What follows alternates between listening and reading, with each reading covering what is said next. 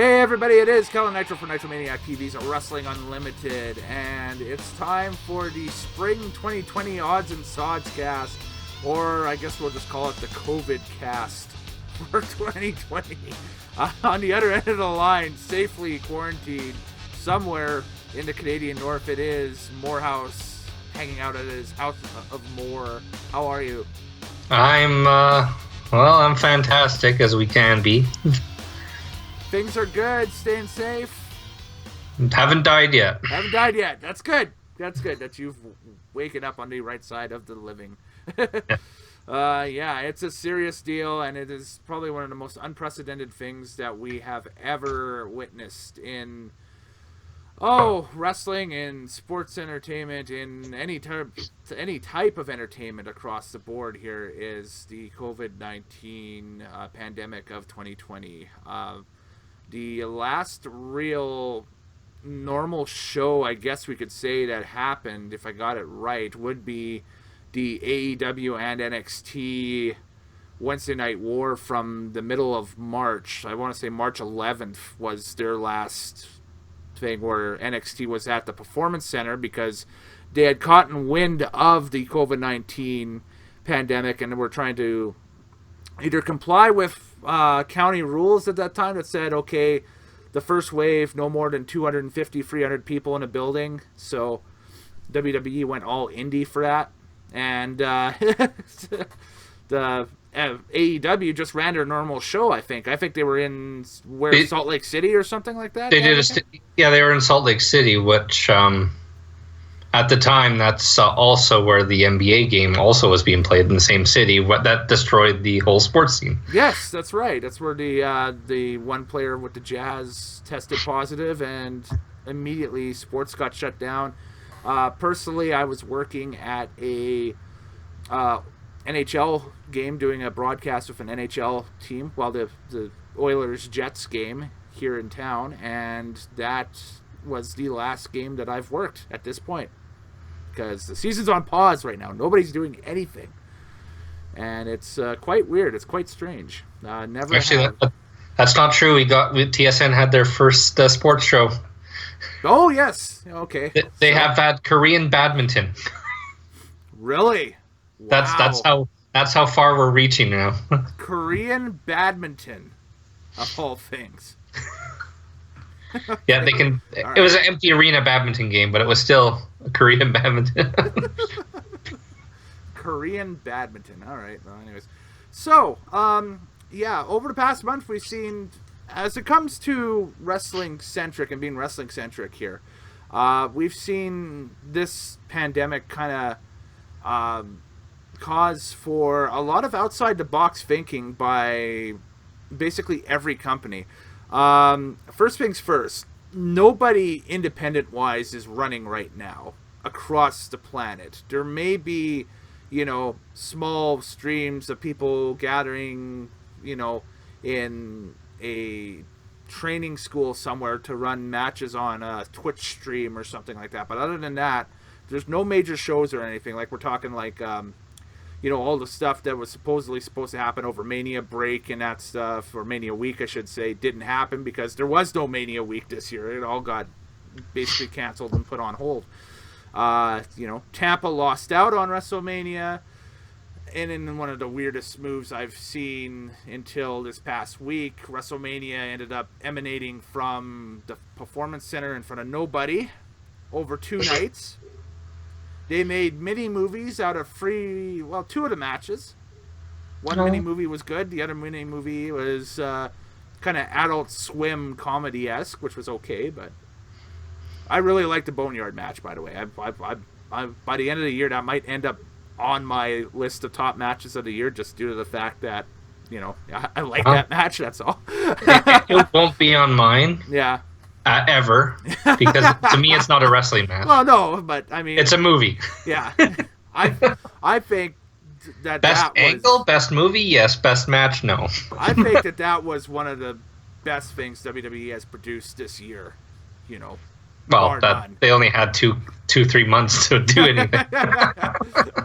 I know the bar isn't raised and that stuff, and right now Rumble is their event of the year because that was such a great Rumble and such an awesome card from top to bottom.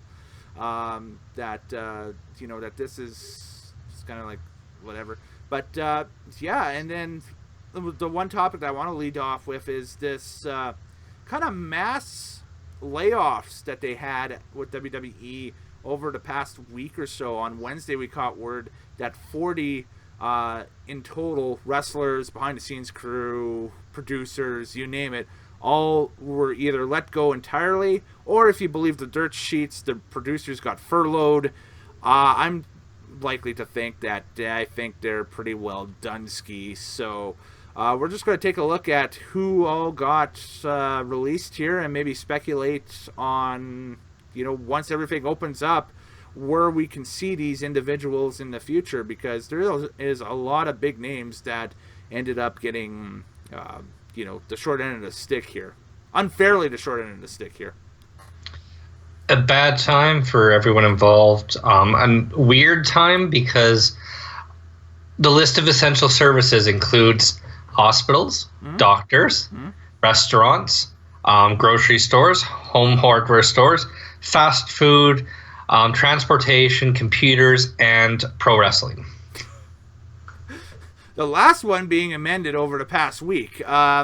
Basically, they've amended in the state of Florida that any nationally or internationally televised sport can emanate in the state of Florida with no fans and in a controlled, closed-off location.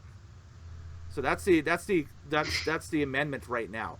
So that could be anywhere along, like if Major League Baseball wanted to move all of their teams down to Florida to start their season, they could, but they have to adhere to the social distancing rules and have a closed-off set. I think no more than 25 fans. No more than 25 people in total on site. So you couldn't do a baseball game, you couldn't do a hockey game. No, you could do, very limited with hockey. You could do like a free-on-free if you wanted to, with 25 people. But other than that, you can have enough to dress two full teams and, quote unquote continue the season or start or whatever in an empty building, basically. Which Florida has 2 NHL caliber rinks ready to go for that, and a third in Orlando that could be easily turned into an NHL caliber rink if they wanted to, because they run hockey there when the Magic aren't playing at the Amway Center. So, that's either ways.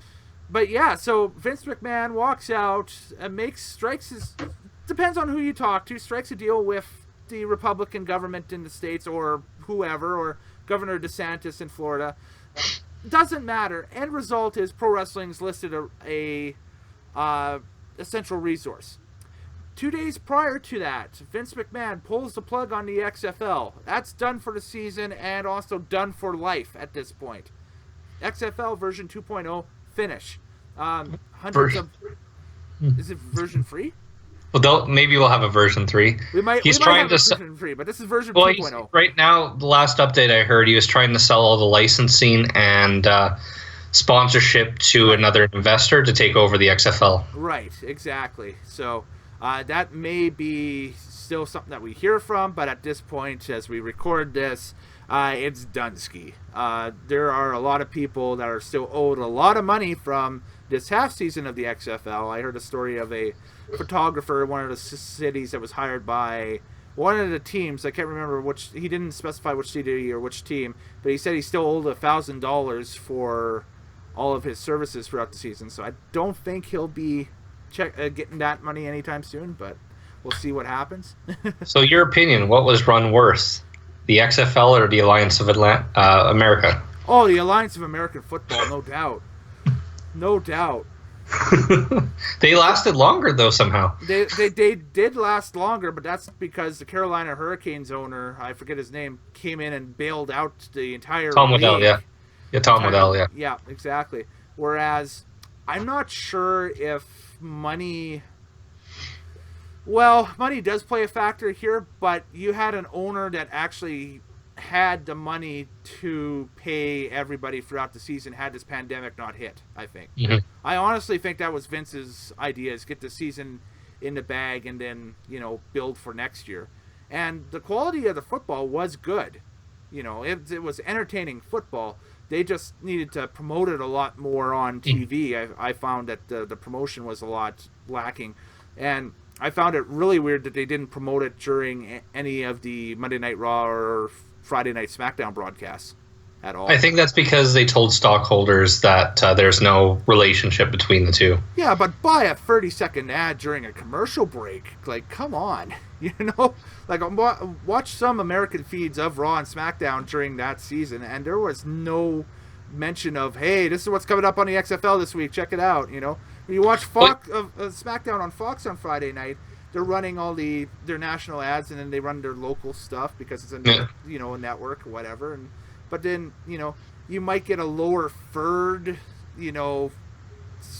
going back in saying, hey, XFL this week has got St. Louis versus Washington. Watch it, But other than that, like, you had to go to their website to figure out what games were on what channel and who was playing and everything, Well, I think because they did, when version 1 came out, they promoted it way too heavy on SmackDown and Raw at the time. Yeah. I mean, do we need a promo where Braun Strowman's like, Goldberg, I'm going to beat you like Seattle's going to beat Washington this weekend? Well, no, don't go that far. Don't go that far, but I'm just saying, promote what you've got. I mean, that is, that's like, if you want people to see your product, promote it. I mean, I didn't feel like there was enough. That's just my opinion, though, on it. But yeah, the Alliance of American Football was run way more poorly. And if you talk to anybody in the know, the XFL as it was going, treated its players and staff pretty well. They at this point, even before they announced it, I was going to walk into this and say to you that the XFL was actually doing something decent, because about a week or two before they announced they were done, they were going to renew all their season ticket, or refund all their season tickets for next season to all their season ticket buyers and that stuff, because they said, well, there's a pandemic going on. This money could be better used elsewhere in the hands back of the season ticket holders and that stuff. So they were like, don't worry about it. We'll get you at another time for it. Well, of course, we know why they did that, because they pulled the plug on everything. So yeah. So anyways, but anyway, that's Vince's Friday.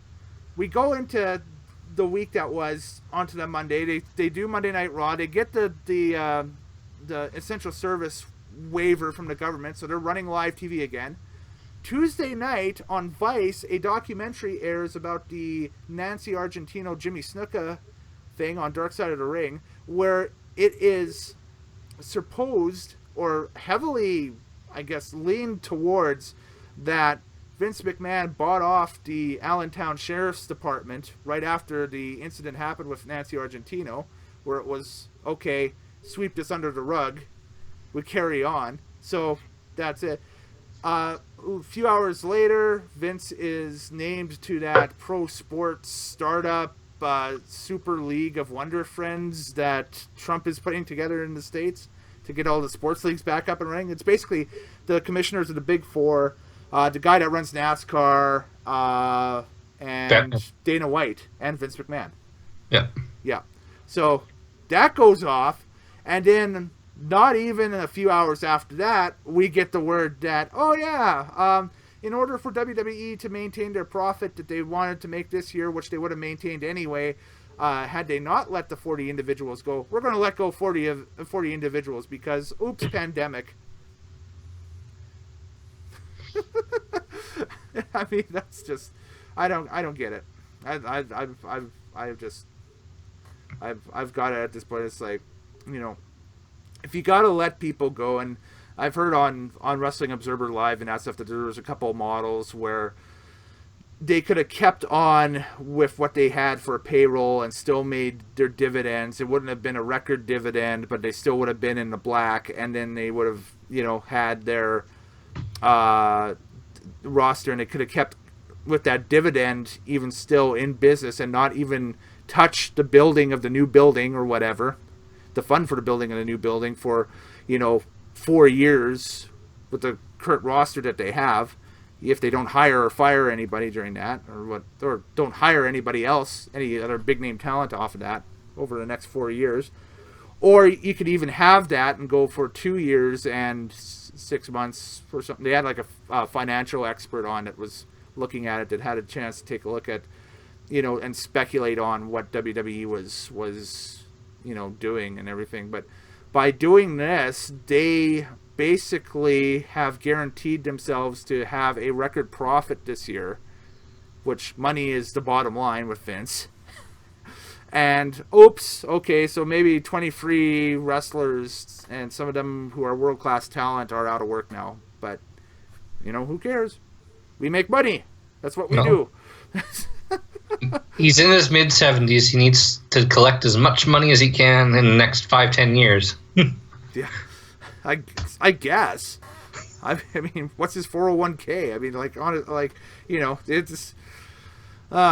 it's scummy. It's really scummy what they did. It's a really scummy deal what they did. But with that, it set the new record for most amount of people being let go by the company at one time, breaking the July 2005 record, which was the one that seen Rhino, the Dudleys, all basically jump to Total Nonstop Action Wrestling and become kind of major players over there for the next 5 years or so, and kind of give that company somewhat of a chance to compete with WWE towards the end of the 2000s or so.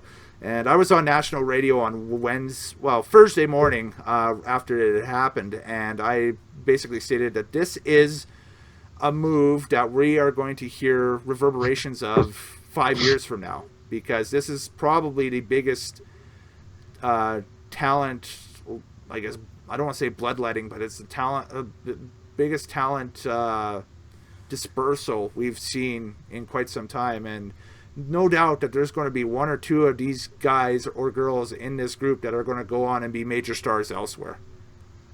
Oh, absolutely, no doubt about it. With the amount of people they let go, there's going to be one or two of them that's going to shine in either New Japan or AEW or that stuff. So there'll be some guys we'll never see again. There's be some guys that will work the small indies.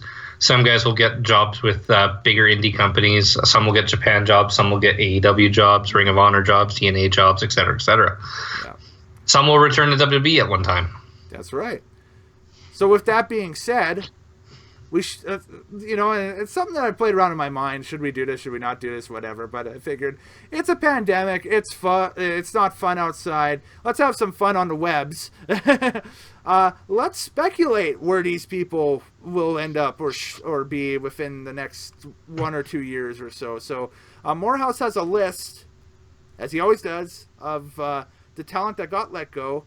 And I'll just let him read off the names, and we'll kind of debate what promotion we'd like to see them in, or what promotion they're going to end up in. So, all right, we'll start with the biggest name on the list. Go for it. We'll start with No Way Jose and where he's going to end up in.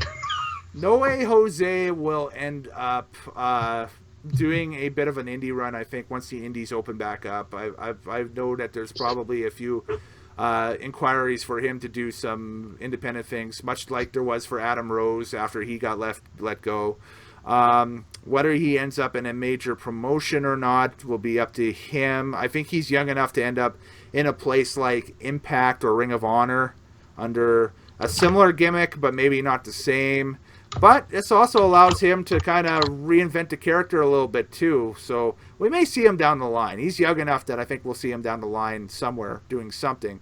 But I think immediately, we'll see him cash in on the No Way Jose thing, because that gimmick is tailor-made for a mid-card or upper mid-card comedy break at a indie show type match where you can put him in with the biggest heel in your independent company and Jose get the win, and everybody has a party, fun time atmosphere.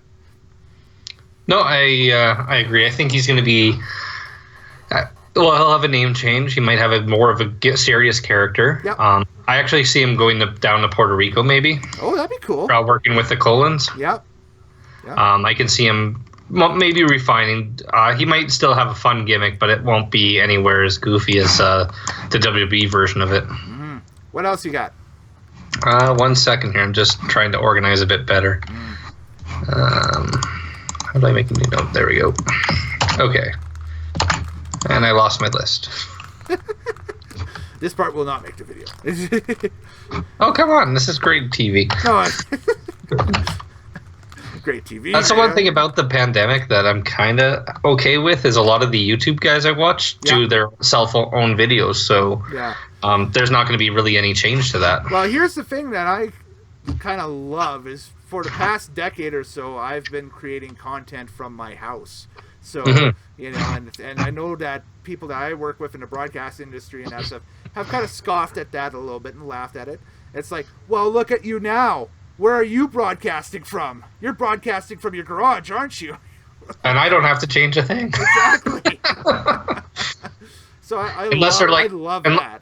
Unless the government tells you we can't be home anymore, everyone has to go to work. Could you imagine? Oh my god. Oh. All right, next on our list is let's just go random. I'm just gonna pick random names and go for it. Go with that. So we're gonna go with Ethan Carter III. Okay, so I can group this together with Drake Maverick as well because I see them either going to AEW or back to Impact. So if they go back to Impact, they already have a huge legacy there. Ethan Carter III, EC3, is a former Impact World Champion over there. Rockstar Spud is Drake Maverick is a well-known mid-card heel from his days as basically Dixie Carter's lackey over there. I think both of them could show up at an Impact taping, and all of a sudden they'd be back to as a heel manager client duel. I think that they would be top, like, upper card for them. I think they'd be main eventing like Slammiversary or Bound for Glory or something or whatever. I'm just trying to think who their current champion is over in Impact. Well, it's Tessa, isn't it?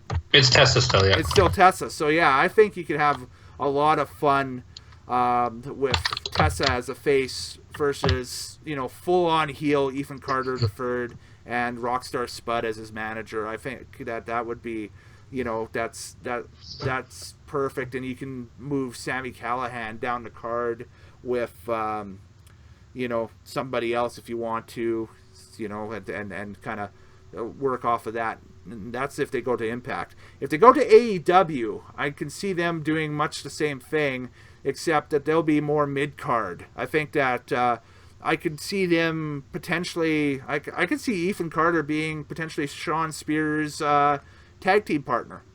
And, you know, they bring in Maverick, Spud, whatever, as, you know, Carter's manager again.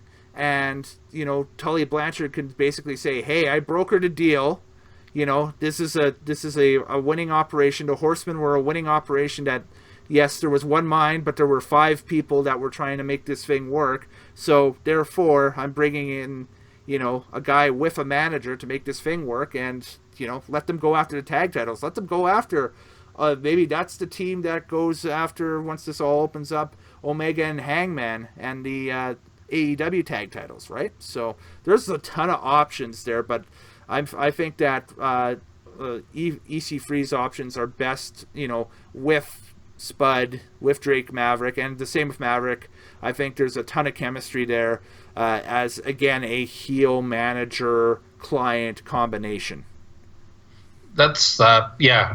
I mean, you put a lot more thought into that than myself. I've had a couple of days to think about this stuff. So for me, EC3, I mean, he's done everything in TNA, but again, that could be his home, Impact Wrestling. Yeah. He might go there for a year or two, and before he decides what to do next, he can easily run as the best number 1 heel there with no issues. Yep. For me, Drake Maverick, I would love to see him and Marco Stunt get into a little thing. Oh, that'd be fun. I'd love Drake to be the bully to Marco Stunt, even though he's just a short guy too. Yeah, but he's a few inches taller. And they could have their blow off at the House of Hardy because, you know, we know that Drake Maverick, Rockstar Spud, has had history with Broken Matt Hardy in the past as well. So, that's another way. I didn't even think about that arc. That would be fun too. See? So endless options with those guys. Those guys there, endless options for sure. That's another thing. So next on our list, here's an easy two guys we can decide: Primo and Epico. Oh, okay. So the former the Colones, the former the Colones, the Los Matadores, yeah, the El Matadores. I think they came back once as like. Didn't they have a gimmick where they were just angry about white America? That's right. Yeah, for a while. We hadn't seen him on WWE TV for a while, so I don't think they'll end up back in WWE, obviously. I think the indies in North America will probably be, if they make any appearances at all, where they are. I think that, it's Puerto Rico or bust with them. I think that they'll probably end up doing some stuff down there, or, maybe the southern... the southeast states, like like a fly into Florida to run some indies or something like that. But I don't really see them doing much in the top 5 promotions at all. Agreed. I mean, all their parents or brothers are all in Puerto Rico, so they're going to get over there. Now watch. We said that they're going to show up in World Tag League at the end of the year or something like that with New Japan. And I was going to say, I could see him going to like a company like DDT or someone, the smaller Japanese company. Yeah. Yeah, they don't really. I mean, their name recognition is not that powerful. Yeah. No. I mean, like they're enough of a thing to where you bring them in and it'd be like, okay, yeah, I remember those guys, but other than that, that's it. So. Next, we have the man who carried a spider in his cage for 4 or 5 months. And who eventually got the spider squished by the guy who's the current top rising WWE champion on Raw, Drew McIntyre, Mr. Eric Rowan. I think with Rowan, there is the temptation for AEW to bring him in and immediately put him with the Dark Order, but I don't think that would be good.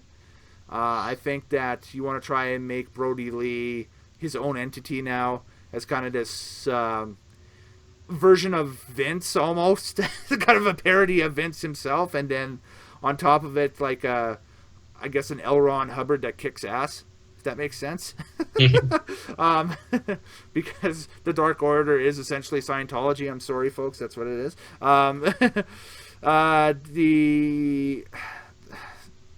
With Rowan, maybe Impact, maybe Ring of Honor. Depends on if the drive's there with him.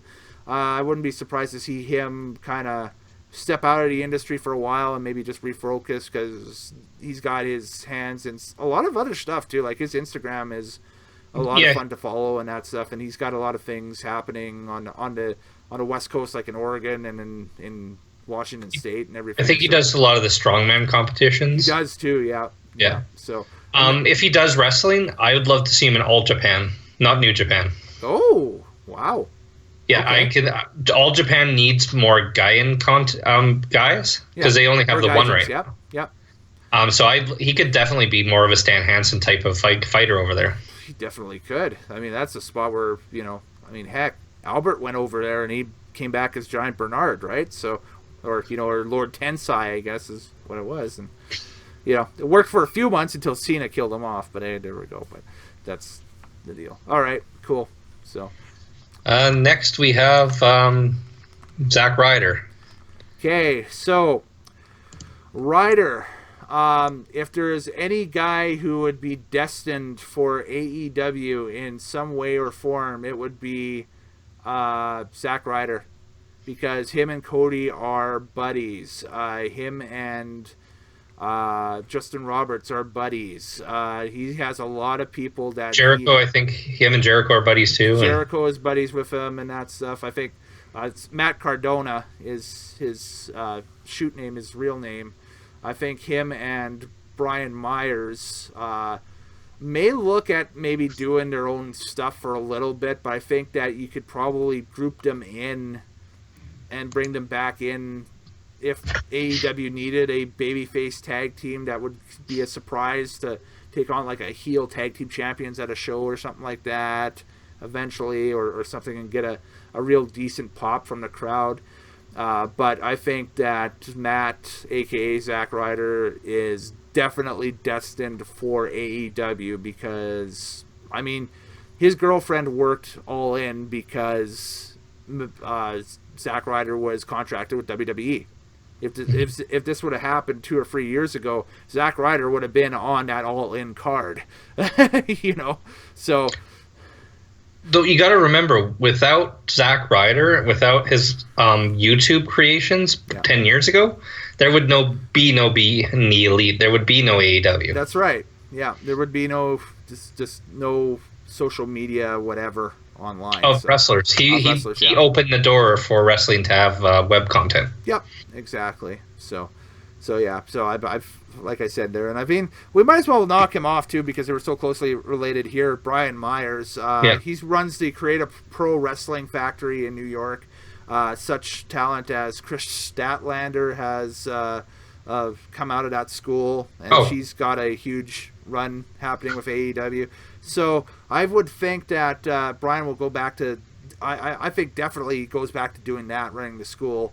Could he be a road agent maybe with AEW? Turn into a road agent? Maybe. I mean, it depends again on the drive and what these guys want to do and that stuff. And I think, like I said, I think the money's there for Cardona and Myers to come in as a babyface tag team if you have Santana and Ortiz as your, tag champs or something like that. Or some heel faction or something. Or if they finally split Omega and Hangman and whoever are the new tag champs or something like that. Let's say, for the purpose of speculating, it's Hangman and, I don't know, Shawn Spears as your tag champs in a year from now or something like that. I think that could be, like they walk out and do a gimmick like, we've beat all the teams here, we're awesome, we're the best team in AEW, what can we do, right? And that's when you bring them in. But you save them for a pay-per-view. You don't bring them in on a Dynamite or something like that. You get the best pop possible on a pay-per-view. And you call them the Edgeheads just for fun. Just for fun, sure. Yeah, because they never got to use that name. Yeah. Next we have Kurt. Kurt Angle. Mr. Kurt Angle. Mr. Kurt Angle, yeah. Well, I think he'll definitely end up back in Impact doing like a Legends thing or something with them. I think that if they do like a Legends Hall of Fame induction, he's already in the Impact Wrestling Hall of Fame, I think. But I think they can definitely bring him in to induct like a Ken Shamrock or something, or if they wanted to, if Shamrock's not involved in it or something. Or maybe you talk to him and say, hey, I know you're retired and that stuff. Would you like to have one last match with Ken Shamrock in Impact? Ooh, ankle lock there match. You go. I mean, there's that option, right? Yeah. Both ankle guys. Lock on a pole. Yeah, both guys are. Shamrock is working like a TV taping deal with them and that stuff. But I think they're trying to do like a similar storyline with him that they did with Kurt Angle and Baron Corbin last year going into WrestleMania, kind of getting him one final run, one good run. I think it would be a no-brainer that you just book, like for Bound for Glory, Kurt Angle versus Ken Shamrock, and ankle lock versus ankle lock. You can fantasy warfare it for a few weeks and that stuff, and then when it comes time for the match, hey, give them 10 minutes, let them do their thing, and that's it. Mm-hmm. Yep. Well, myself, I think Kurt's gonna take some time off. He doesn't need wrestling. Wrestling needs him. Yeah. That's another thing too. I mean, like, he can definitely take some time off, I would say. He deserves it. He definitely is. And I mean, like, he's retired as in-ring. I have no idea what he was still doing being employed by the company outside the ring. Maybe just as like an agent or a kind of a consultant type role. Was that what it was? Or I was a producer consultant. I know he was doing them all gigs. He was handing out protective gear for teenagers who are looking to be, sexually active. Oh, okay. Well, whatever works, I guess. Sure. I'm joking. The free eyes? Okay. The 3 eyes, I thought you had it in. I was like, all right. Because Kurt is weird enough that he would do that, right? Kind of like the... Hey, Kurt, can you go to the ball and talk about safe sex? Yeah. Heck yes. I mean, like I said, I would love to see Kurt in Impact again for one final run in Impact and just, have him go head-to-head with Shamrock. just for one of the big pay-per-views. That would be, and then he could go back to hanging out with the kids on the couch or whatever, doing what Kurt Angle does. So, I think he adopts a lot of children, from what I've heard too. Good for him. Right on. Yeah, he's a good guy. He is a good guy. Next we have, these two are pretty obvious where you're going to head, but we got the Scott Dawson Dash Wilder. So this was a release that was before the releases. Only a couple days before. Only a couple days before. And we saw basically the reason why they were released. It's been revealed their creative that they would have had upon this return here had everything gone to plan and there was a Mania in Tampa and that stuff. The rumor has it is that I've heard that they were going to debut on SmackDown with this really weird gimmick like the week after Mania, which would have been this kind of comedic, I don't know what it is. I think they would have been accident prone. That was the gimmick. Basically, to explain it, I mean, like I might find I might find a picture and just pop it up here of what it was. But it looks like somebody's create a wrestler gear from like the 2K games.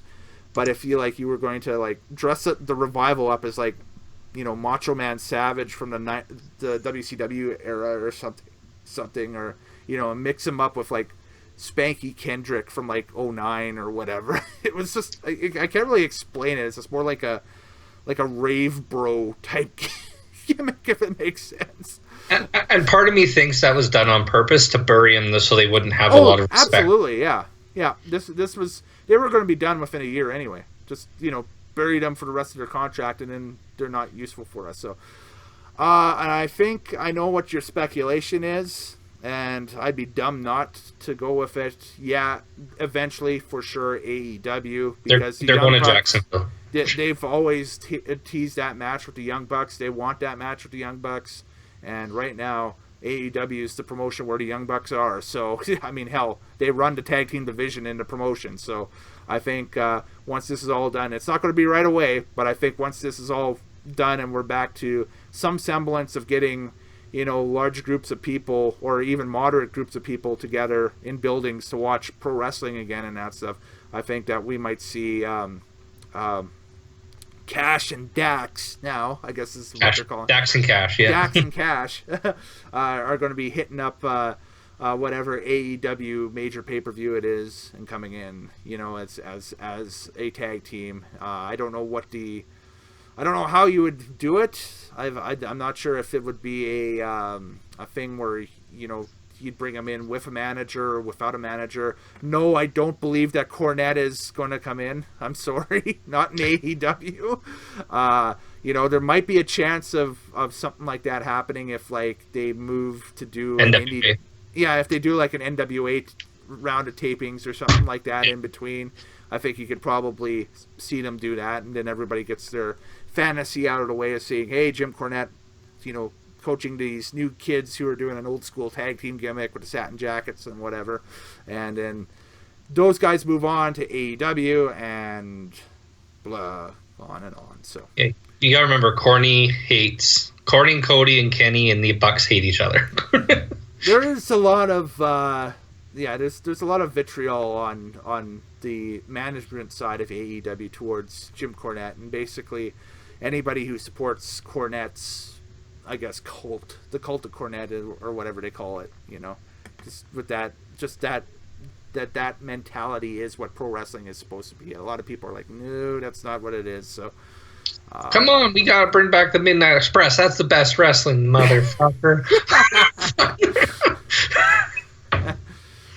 It gets kind of. I'll limit this rant here for a quick second because I know we got a few more names to get down on this list. But this rant here it was a fun shtick, but I'm getting tired of it right now. I am just burnt out of Corny walking out on his podcast and whatever and just saying, hey, the new school wrestling and I got this hate for XYZ and that stuff, and no, it's not good, and that's not, whatever. I mean, if you want to wax nostalgic about the old days, wax nostalgic about the old days. But I mean, like, that's we're gone. The old days are gone. Sorry, Brian Last and Jim Cornette, move on. Well, I mean, I love Brian. I love what he does, but it just gets a little much at times. So. And he also feeds Cornette. Yes. Yeah. Well, he's doing what a good co-host should do, is feed their, I feed you, so there we go.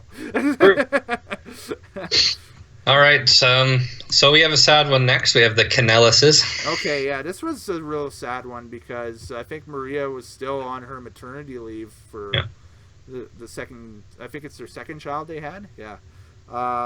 Mike, of course, his struggles over the past year have been well documented. No need to revisit those. However, there are two promotions in which the Kanellises were actually free promotions, which the Kanellises were red hot prior to signing with the WWE, and I think that they could easily go back to any of them. And what I think is, I think that they'll definitely pop up on the indies when the time is right. I think they'll definitely pop up in Impact for a run, or a pay-per-view build-up or something. Ring of Honor, maybe, but that's outside. And well, they used to do they could join the Kingdom again. So here's where I was going. I would love, because I didn't think that this had enough play when it was over there the first time. New Japan Pro Wrestling, bring Matt Taven and Mike Kanellis in as the Kingdom. Maria Kanellis is their valet, and let them just be, don't put them with any faction or anything. They are just heels. Let them just be heels on the mid card and just screw up matches and come in and just terrorize that card. Yeah. And then you can decide which faction you're going to put them with, or maybe they start their own or something, or whatever. But I think that New Japan would be awesome with them both. And then I think that with the working arrangement that Ring of Honor still has with New Japan, I think that you could easily get Taven in, and that gives Taven a little bit more direction, that stuff. So I mean, that's falling back on stuff that works, but you could fall back easily on stuff that works, and that's it. And heck, if they go to Ring of Honor too, I mean, you'll have a feud where you could have Kanellis and Taven go head to head, where, okay, we left you the Kingdom and look what you did to it, type thing, and then that's maybe what you do. But that only lasts for so long, and that's something. I'm thinking that they were overtly over a few years ago, about 5 or 6 years ago, when they did that initial run in New Japan. I think it's because they were working with Anderson and Gallows for most of it, but that was the infamous infatuation with Maria storyline that Anderson had, and that stuff, and just every match that they were, there's always the just all of a sudden he'd get like deer in the headlights and just and then he'd start doing like the little salsa dance and whatever. And it really was some of Anderson's most entertaining stuff, so I'd love to see him in New Japan, but that's just me. But no, I totally see it. Yeah, they have a lot of options. Actually, I think this is going to be good for Mike, because he definitely felt creatively trapped in WWE. Yeah, and this is another thing too, is that you can even do that. I don't see them really in AEW at this point. I think that their money is elsewhere. I think their money really is with that Impact, Ring of Honor, and definitely I think there's money with New Japan with those guys. So, and girls. Speaking of New Japan, Anderson and Gallows. I think it's already happening, man. I think if you look at Anderson's Twitter account, he's already, teased that he's flying to Tokyo as soon as they get the all clear to come in. And I think that this is going to be interesting to see what happens. I think that the Good Brothers are showing back up in the Bullet Club, and I don't think they're going to be happy with how Mr. Jay White has been running things over there. You just read my mind. I was thinking of a Carl versus Jay feud as soon as they start. I think so. I think that's going to be what happens, because I think that they've watched from afar, and I think that we're going to get again the Bullet Club OGs versus maybe a splinter group of Jay White and maybe his loyalists. Jay and Gato and Jado. Yeah, and then whoever maybe defects out of whoever they have on the Bullet Club side, maybe an El Phantasmo sides with Jay White because that's his guy or something, or an Ishimori sides with decides to side with Jay White because that's the guy who initially brought him in and that stuff. And I think then the question is what happens with the leadership, what happens with the deal with Kenta. I think maybe that's who the Good Brothers side with as the leader of Bullet Club. Maybe to say, well, no, Kenta's got, the track record. We're siding with him. This is going to make for what happened with those guys getting released. All of a sudden has made one of the big storylines going into Wrestle Kingdom weekend for 2021, and it's going to be amazing if they can get that dome show off. I think that they're going to build something pretty cool, and I think like Wrestle Kingdom 2021 and New Year's Dash the night after is going to be just bonkers. They're going to do something big. It's like they've loaded the atomic bomb into the Enola Gay, and now they're just flying over. Yeah. Bullet Club Civil War 2. Yes, and this time they're going to pull it off. That's the thing. Is that don't forget, Bullet Club Civil War 1 was supposed to be Kenny and the Young Bucks as the Elite versus, and maybe with Cody as well. Versus Bad Luck and the Gorillas. Yeah, the Gorillas, exactly, for basically leadership of it. And they never pulled it off because immediately, Tony Khan signed him for AEW.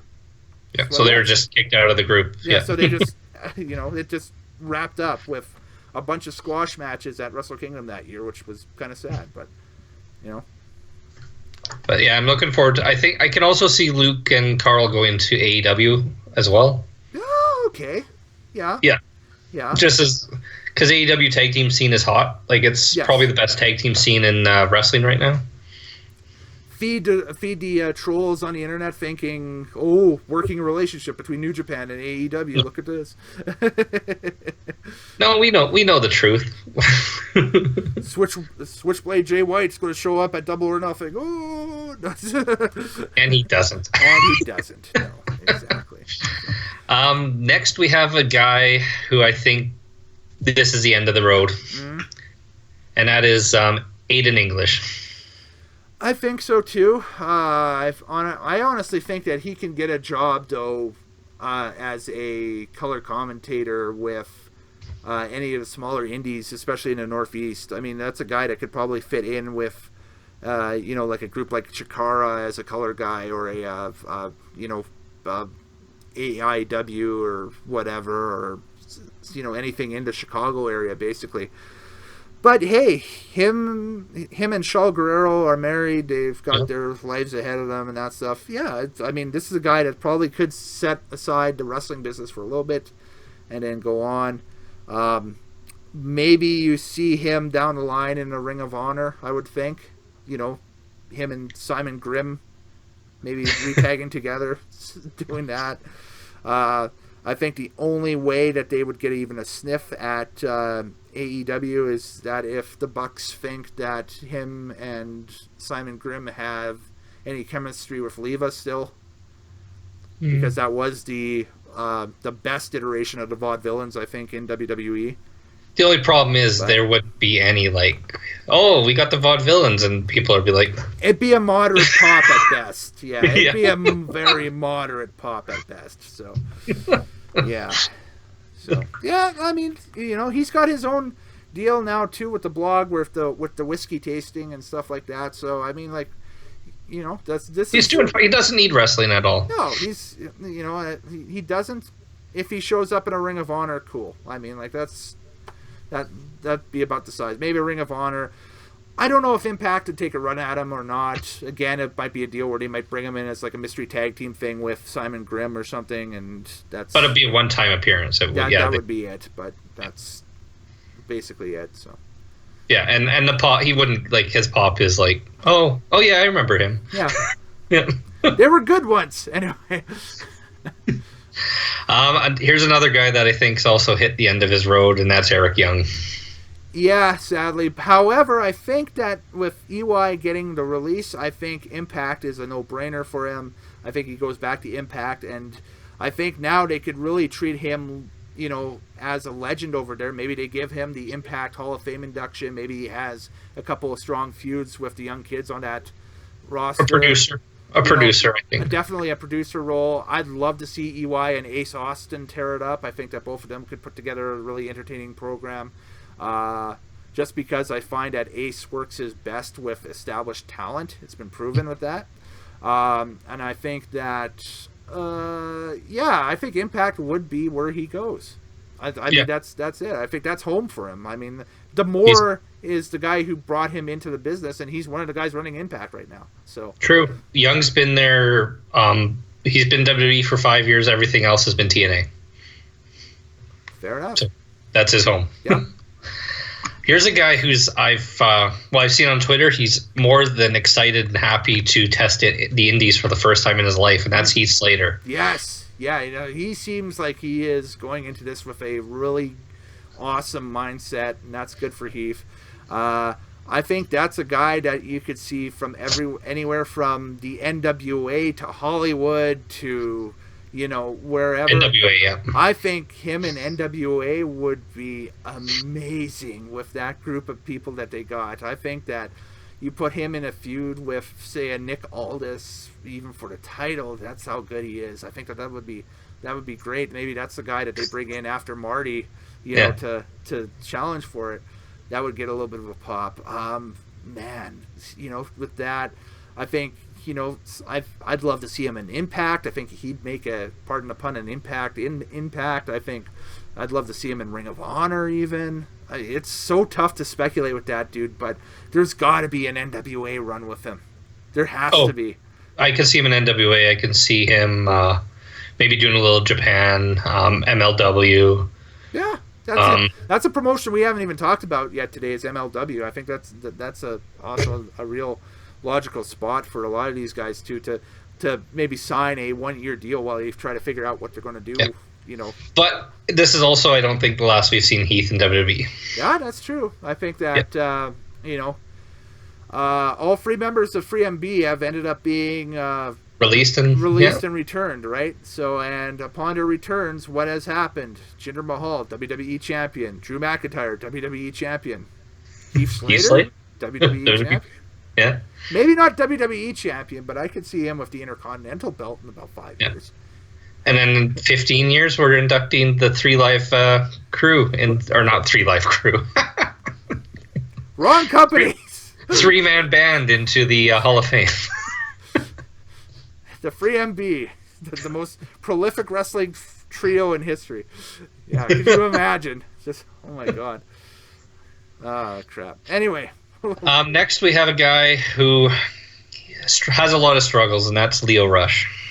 A little bit. I think that a lot of sheets are saying that he could go to AEW, and I think he would fit right in with AEW. I think obviously, if there's a rumored attitude issue with him, that might have to be addressed a little bit. But I think AEW would be a good spot for him to kind of mesh with some talent there and that stuff, and go for. You can see him with Darby and Jungle Boy and that kind of group. Yeah. Basically, if they ever decide to do like a cruiserweight or a light heavyweight belt or something, maybe throw him in with that group and see. He'd also be a fit with MLW because he came from MLW. Yeah, so he'd go back to MLW too. I think both Impact and Ring of Honor are nuts if they don't send contract offers his way too. He's very young. He's still very young. Yeah. He could end up basically anywhere. And we might see him even in New Japan if they do a Best of the Super Juniors either this year or next, right? Well, maybe not this year, but next year for 2021. If he's still a free agent by then, we might see him do the Best of the Super Juniors over there. So, tons of upside, tons of potential for him. Most likely, if we see him catch on with AEW, not surprised. Next, we have Sarah Logan. Tough with Sarah. That whole Riot Squad separation was absolutely a terrible thing for a lot of people in that group. I honestly think they should have been together and got to ride out a face run as well as a trio. And they should have held the women's tag belts as well as a trio, and they never got a chance to, because I think that it would have been fun to see them act as a Riot Girls kind of create anarchy type group on either Raw or SmackDown, with the belts, or even as a wild card. I would have demoted the three of them to NXT and have them as the WWE Women's Tag Team Champions on NXT. Just, that's better. That's their environment. Like, let them, let Triple H just create creative for them out, whatever. But so Sarah got future endeavored. It's tough for her because her husband's still a push talent in WWE with the War Vikings, Viking Raiders, whatever. They're not really pushed though, but they're there. Viking Raiders, yeah. Yeah. Viking Experience, whatever you want to call them. Viking Express, Viking Bus. The 305 Live or whatever. Yeah. So with her, man, she'll end up back, obviously, if she wants to get back into the industry and wrestle. I think that she'll definitely be hitting up all female promotions because she was doing that before. So you'll see her in Shimmer, you'll see her in Shine, you'll see her in Stardom in Japan, maybe if she goes over, and so on and so forth. As a permanent addition to AEW, maybe not as Sarah Logan. Maybe if they feel that the Crazy Mary Dobson character has some legs to it, they may bring her in as that. Which, if you haven't seen it, Moorhouse, it's basically a female version of Mankind. Okay. So that's what it was. Other than that, I don't think a major promotion, like any of the minor promotions, like a Ring of Honor, might sign her to do like a Women of Honor taping or something like that. But I mean, I think that I think it might be time just to go back and reinvent at this point. So. Mm-hmm. And finally, we're at the biggest name of the list, and the guy who will be scooped up in a second, and that's Rusev. Oh, Miro. If he doesn't end up in AEW, I will be disappointed. However, I think that if he was smart, he'd take this time and do he could be the biggest thing on the indies. And just do like a world tour of all these indies. It could be like Miro's awesome world tour or something like that. And just basically, he's Latka from Taxi. He just goes in and hi everybody, just because he's going to be the biggest babyface on any show that he's booked. There's no way you can turn him heel now at this point. I don't think. So, no, and we know the true Rusev personality. He's just a goofy, fun-loving guy. He's not actually a serious guy at all. So he goes and does that on the indies. Just make him this fun-loving dude that goes from indie to indie and just shows up once in a while. I want to see him in bar wrestling against Joey Ryan. I want to see him. House of Hardcore. I want to see him PWG Battle Los Angeles against whoever the hot prospect is this year. I don't even know, Adam Brooks or whatever. DDT. DDT would be amazing. Yes. Take your time. Go do the indies thing. Whatever. Make yourself. Recreate. Let's just happy-go-lucky character and that stuff. Then you go into AEW and say, okay, enough playing around. It's Miro Day. Miro is going to crush.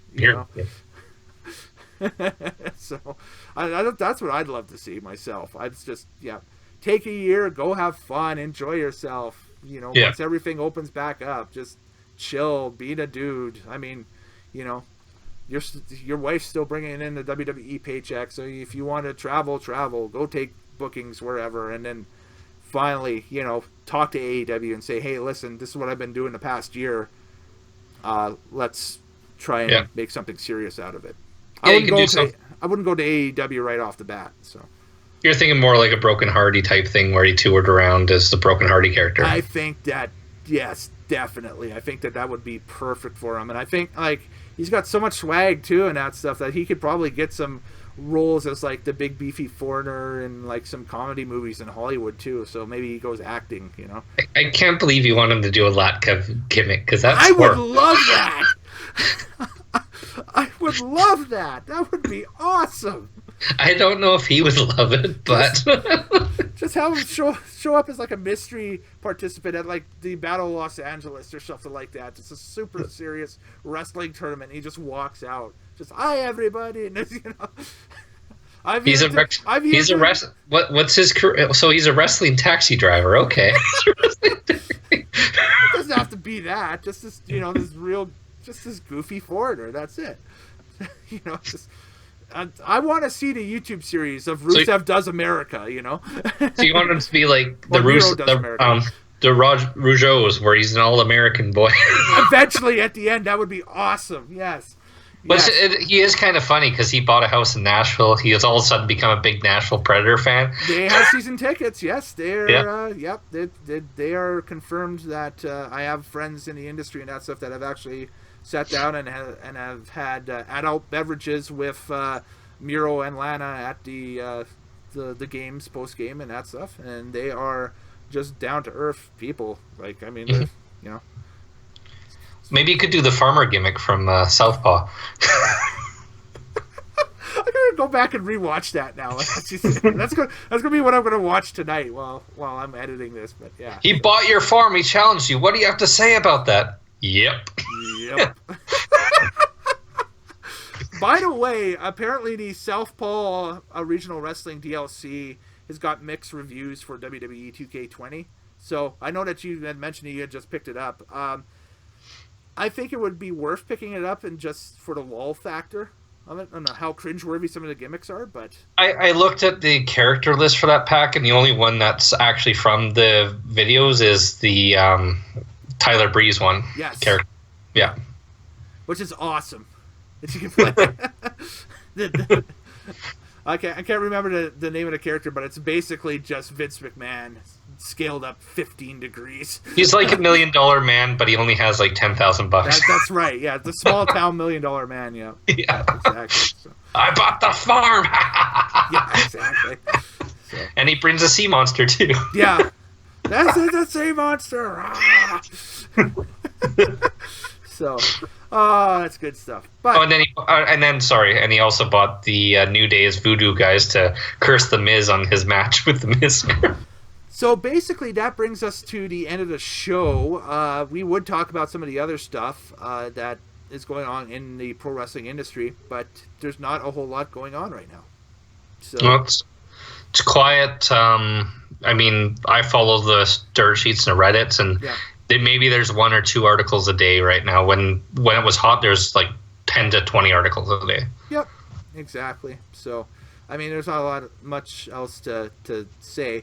Other than Money in the Bank still scheduled for May 10th. Looks like the main event for that is going to be a cinematic movie thing.